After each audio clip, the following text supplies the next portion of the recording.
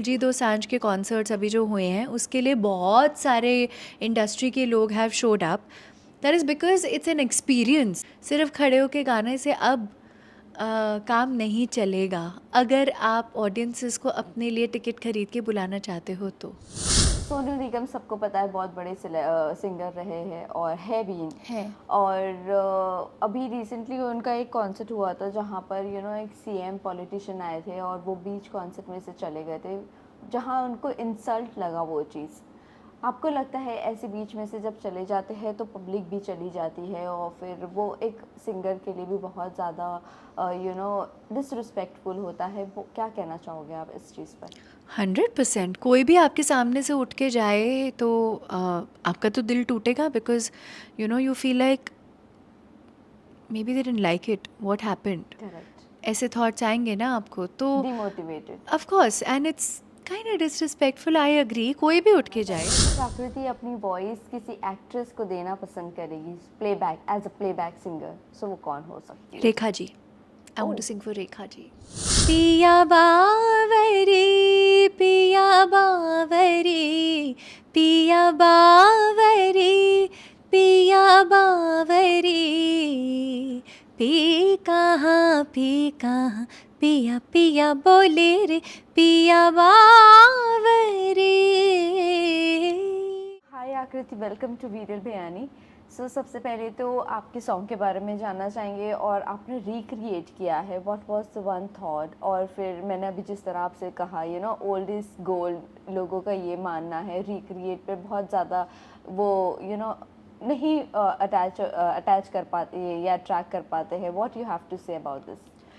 I feel like my idea of recreating folk songs is surely because folk songs को justice entirely इस वक्त नहीं मिला है. मुझे लगता है कि इतनी खूबसूरत कॉम्पोजिशंस हैं वो. Why should the newer generation not know about them? So for them to understand, accept and love all of these, I think it's important that we recreate them in a way कि उन्हें समझ आए. So yeah, that's my idea of mathe te chamkan, mehndi, चिट्टा cooker, all of these. But also इसमें सिर्फ folk हमने 2 ही लाइनें use किया है. उसके आसपास एक completely new interpretation है. ओके. वेल, इसी के साथ साथ ये भी जानना चाहेंगे, अभी न्यू ईयर आ रहा है, so is it for new year के थोड़ा बहुत पार्टी सॉन्ग भी हो जाए? नहीं, मैं एक्चुअली बहुत ही मूडी किस्म की आर्टिस्ट हूँ. हाँ, ऑफ कोर्स ये ध्यान में रखना ज़रूरी होता है कि किस वक्त कौन सा गाना सूट ज़्यादा करेगा. बट अगर मैं इस गाने को कभी भी पूरे साल में रिलीज़ करती तो वो इसी रंग में करती. तो या आई थिंक ये सोने पे सुहागा है कि इस वक्त रिलीज़ हुआ है, सो शादी सीज़न पूरा कैप्चर हो सकता है. आकृति, बेबी भी है. लास्ट टाइम आपका बेबी बॉय हुआ था जी. और क्या कहना चाहूँगी, what you were expecting, girl और a boy? Honestly, I think everybody wants a baby girl. 90% of us want a baby girl.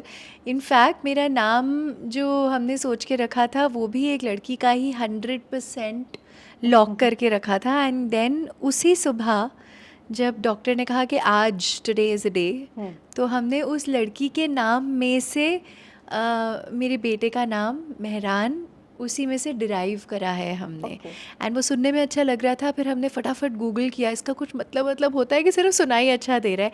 And it had a beautiful meaning. So I thought Mehran it is. So what was your वो that name जो आपने daughter के लिए रखना था? Reveal कर दूं? उसका गाना बनाने की सोच रही हूँ मैं. So maybe you will hear वो नाम in a song of mine. Okay, no issues. But कैसे मैनेज करते हो आप आपका शेड्यूल विद बेबी और फिर शूट पर जाना और भी सारी चीज़ें होती हैं, आपकी प्रोजेक्ट्स होते हैं, कैसे आप मैनेज करते हो विद बेबी? आई थिंक हमारी माँओं ने तो इतने बच्चे पाले हैं without any help and other things. So उनसे ही बहुत कुछ सीखने को मिल जाता है. प्लस डराने वाले बहुत होते हैं हम्म। कि हो नहीं पाएगा, तुम्हें पता नहीं है क्या होगा, रातों की नींद खो जाएगी. ऑफ कोर्स ना, you are raising a whole new जिंदा बच्चा जिसका ख्याल आपको रखना है, जिसको आप जिसके आप आपके उसके लिए आपके अंदर से इतना ज़्यादा प्यार निकलता है, और आप कदम कदम पे सोचते हो कुछ गलती ना हो जाए आपसे. So you have to be very careful and all also. But manage हो जाता है. I been blessed with a very beautiful, very very supportive, extremely loving family. और मेरे मम्मी पापा भी इसी बिल्डिंग में रहते हैं, साथ वाले विंग में, तो उनका बहुत बहुत सहारा है. Plus, my husband is like my child's second mother, literally like that. So I think that really helps when एक relationship में, एक partnership में truly दो partners हों, एक माँ और एक पापा ऐसे ना हो, दोनों ही अपनी जॉब्स डिवाइड करके बच्चे के प्रति टाइम निकालें कॉन्शियसली. तो मैं वही कोशिश करती हूँ कि जितने जितने hours in the day Mehran जागता है, उतने आवर्स में कोशिश करके घर पे रहूं. एंड मुझे पता है कि वो इतने बजे से इतने बजे तक सोएगा, तो उतने में मैं अपने सारे काम ख़त्म करके फटाफट से वापस आ जाऊं.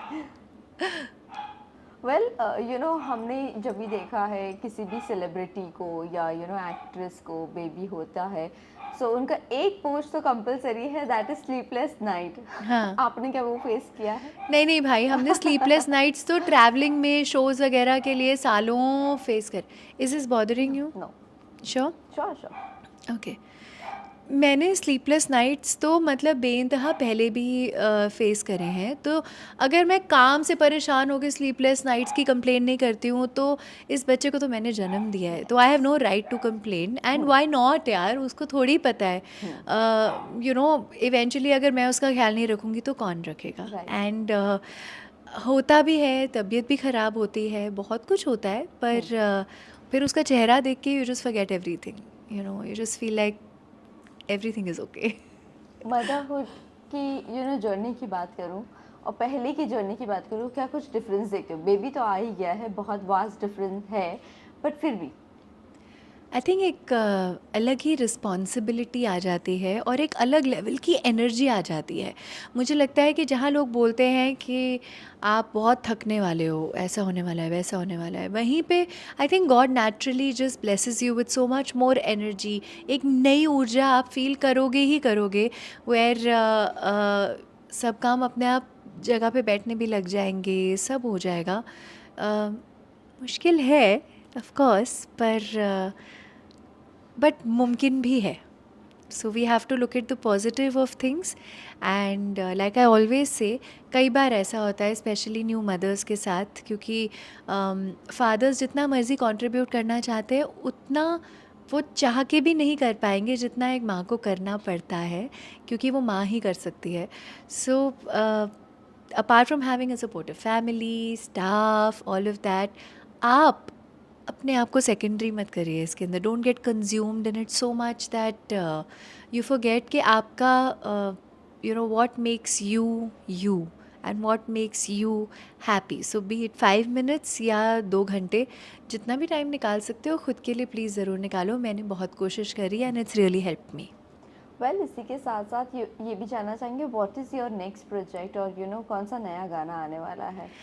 वेल राइट नाउ तो मत्थे ते चमकन जो एक पंजाबी फोक है, उसको हमने कम्प्लीटली एक नए अवतार में किया है. उसी के ऊपर सारा मेरा जो फोकस है वो उसके ऊपर है. उसका म्यूज़िक जो कॉम्पोजिशन है मैंने किया है, लिरिक्स लिखे हैं नूर ने, और जो म्यूज़िक प्रोडक्शन किया है वो है एक बहुत ही कमाल के म्यूज़िक प्रोड्यूसर डॉग गीक, उन्होंने किया है. और उसका वीडियो बनाया है चिराग अरोड़ा ने. और इसके वीडियो को जब आप देखेंगे तो I am playing like this fortune teller in it. And मैं जितने भी वेट लिस्ट है हमारे दूल्हों की, उनकी लाइफ बनेगी या नहीं बनेगी वो प्रिडिक्ट कर रही हूँ, उन्हें दुल्हन मिलेगी या नहीं मिलेगी. So it's a very fun video and a very very high energy song. And I am जब से रिलीज़ हुआ है, एक्चुअली रिलीज़ होने के 2 घंटे में ही उस पर रील्स बनने शुरू हो गए थे. सो इट वाज, एंड एक मैंने हुक स्टेप करा है तो everybody has already started to pick up that hook step, और मुझे बहुत नोटिफिकेशंस आ रहे हैं, so I will be sharing all of them. And हम लोगों की एज इंडिपेंडेंट आर्टिस्ट यही एक जीत होती है, you know, we try to do something with all our heart, and if it reaches their heart, there you won it. Aakriti, अभी जिस तरह आपने मेंशन किया कि इंडिपेंडेंट आर्टिस्ट आप ट्राई करते हो जितना रिच कर सको, is it difficult to survive in this industry for name, fame? As an independent artist? Yes. Oh yeah, I think it is difficult to survive in this industry as an artist. Whether you're independent or not is a secondary thing. But yes, if you're a completely independent artist, where there is no music label backing you and you are your own financer, producer, then it becomes definitely harder. It is way more riskier because there's so much at stake, not just creativity. You know, you invest your hard earned money on it and you want returns to come and you want people to like what you're making. So it is very hard. So wise होके music release करना भी बड़ा ज़रूरी है, पर time to time करते रहना भी बहुत ज़रूरी है. सो whoever can do it must keep doing it. Like I keep trying my best to release something every month.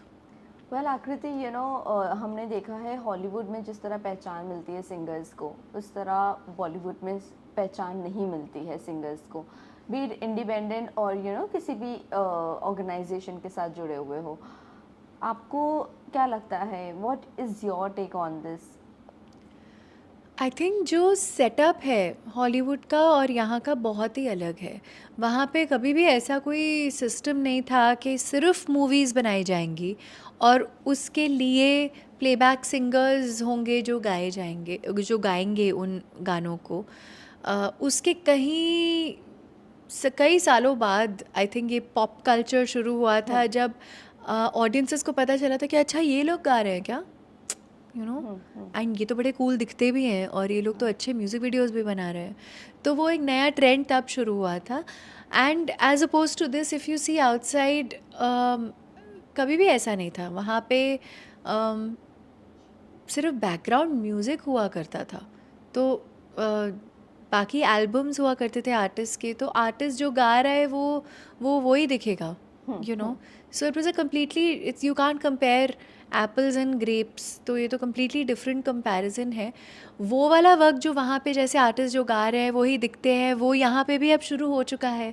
सो धीरे धीरे वो चेंज आएगा and the audiences are ready to accept it. But also one चीज़ we have notice, जैसे कि बाहर के Hollywood के सिंगर्स यहाँ पर जब कॉन्सर्ट के लिए आते हैं, सो मेजरली सारे सेलिब्रिटीज़ उनके कॉन्सर्ट में नज़र आते हैं. वहीं अगर मैं बॉलीवुड की मैं बात करूँ, सो जब इनका कॉन्सर्ट होता है, सो बॉलीवुड सेलिब्रिटीज़ ज़्यादा नहीं नज़र आते हैं. डू यू थिंक ये थोड़ा सा किनका कॉन्सर्ट होता है? बॉलीवुड के अगर बॉलीवुड सिंगर्स के कॉन्सर्ट रखे जाते हैं तो वो ज़्यादा सेलिब्रिटीज़ वहाँ पर नज़र नहीं आते हैं, और हॉलीवुड के जब कॉन्सर्ट्स होते हैं यहाँ पर, अभी रिसेंटली जिसका हुआ था, आई वोंट नहीं, सो वहाँ पर ज़्यादातर सेलिब्रिटीज़ नज़र आए. और कुछ सिंगर्स है जिसको ये चीज़ों से है कि हम जब बॉलीवुड के सिंगर्स हैं यहाँ पर, तब हमें इतना तवज्जो नहीं दिया जाता है और हमें हमारे कॉन्सेप्ट पे ज़्यादा नहीं आया जाता है. क्या कहना चाहोगे आप? मुझे लगता है कि इतना कंप्लेन करने से कोई फ़ायदा नहीं है, बिकॉज़ या तो आप अपना कुछ ऐसा तैयार कर लो जो कि देखने वर्दी हो कि लोग टिकट खरीद के आए और सिर्फ सुनने नहीं आए आपको. जब लोग घर से बाहर निकलते हैं आज की डेट में, क्योंकि ऑप्शंस अवेलेबल हैं, if somebody has to spend their pocket money, their hard earn money, a little section of their salary, जिसके लिए वो पूरे महीने इतना काम कर रहे हैं, तो वो ऐसे एक्सपीरियंस पे स्पेंड करेंगे जहाँ पे पसीने दोनों जगह बहाने हैं, पार्किंग के हासिल दोनों जगह होने वाला है. आप टाइम दोनों के लिए इक्वली निकाल रहे हो, लेकिन एक एक्सपीरियंस मिले. सो आई नो कि दिलजीत दोसांझ के कॉन्सर्ट्स अभी जो हुए हैं उसके लिए बहुत सारे इंडस्ट्री के लोग have showed up. That is because it's an experience. Correct. They get that energy and they see not just a Diljit Dosanjh standing alone and just singing beautifully. You see a whole experience around him. Similarly for international artists also, अब धीरे धीरे खुल रहा है ना मामला. तो ऐसा हुआ है. आप सुनिधि चौहान के कॉन्सर्ट्स देखिए, even they are absolutely incredible. but I think a lot more artists are looking at how to make their stage act different. सिर्फ खड़े होके गाने से अब काम नहीं चलेगा अगर आप ऑडियंसेस को अपने लिए टिकट खरीद के बुलाना चाहते हो तो.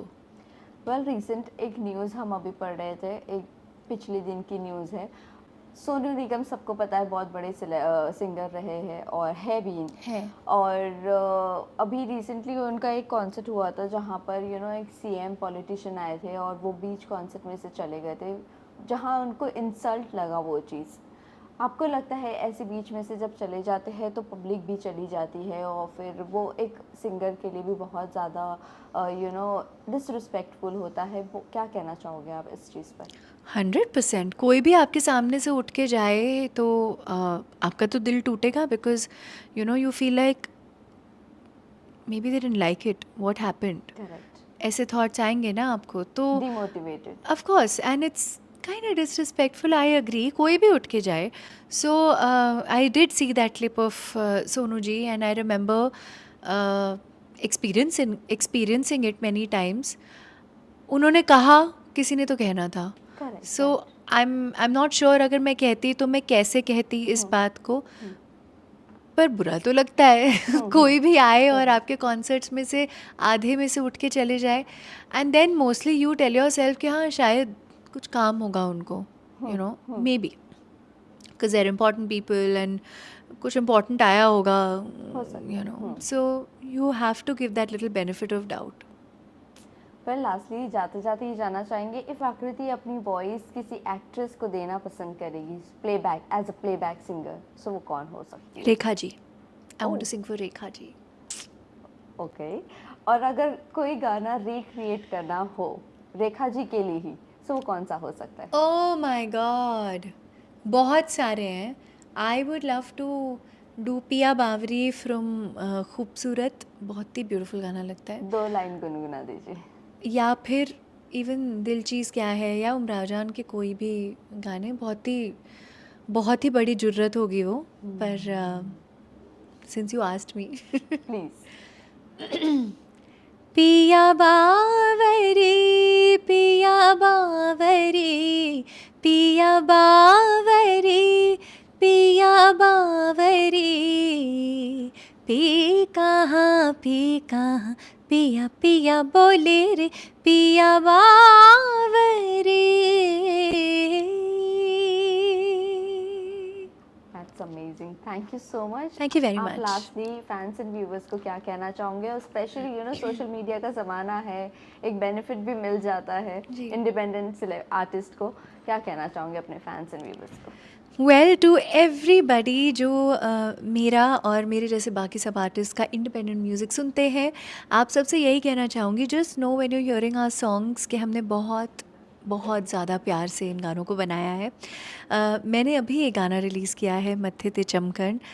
मेरे खुद के चैनल पे रिलीज़ हुआ है. आप प्लीज़ जाके उसे सुने और बहुत सारा प्यार दें, स्प्रेड करें, डांस करें, एंजॉय करें. That's the whole purpose of this song. Music should reach your hearts, and that's like literally my motive. So thank you for all the love that you keep giving. Hi, this is Akriti Kakkar and you're watching me on Viral Bhayani.